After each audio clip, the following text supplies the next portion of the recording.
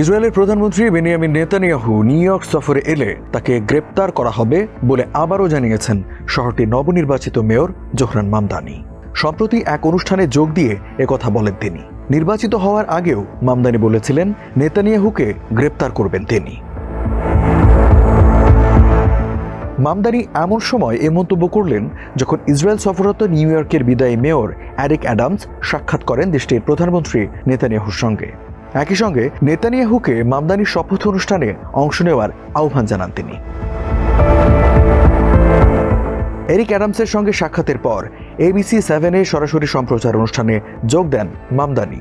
এ সময় new York শহরকে আন্তর্জাতিক আইনের শহর হিসেবে উল্লেখ করেন তিনি। বলেন, নেতানিয়াহুর বিরুদ্ধে 2024 সালে আইসিসির জারি করা গ্রেপ্তারি পরোয়ানা বহাল থাকবে এখানে। ওই পরোয়ানায় নেতানিয়াহুর বিরুদ্ধে গাজার বেসামরিক জনগণের উপর হামলা এবং যুদ্ধের কৌশল হিসেবে ক্ষুধাকে ব্যবহারের অভিযোগ আনা হয়েছে। নিউ ইয়র্কের নবনির্বাচিত মেয়র বলেন, আমি বারবার বলেছি আমি বিশ্বাস করি এটি আন্তর্জাতিক আইনের শহর। আন্তর্জাতিক আইনের শহর হওয়ার মানে সেই আইনকে রক্ষা করা, আর তার মানে হলো আন্তর্জাতিক অপরাধ আদালতে গ্রেপ্তারি পরোয়ানা বহাল রাখা, সেটি বেনিয়ামিন নেতানিয়াহুর জন্য হোক কিংবা ভ্লাদিমির পুতিনের জন্য।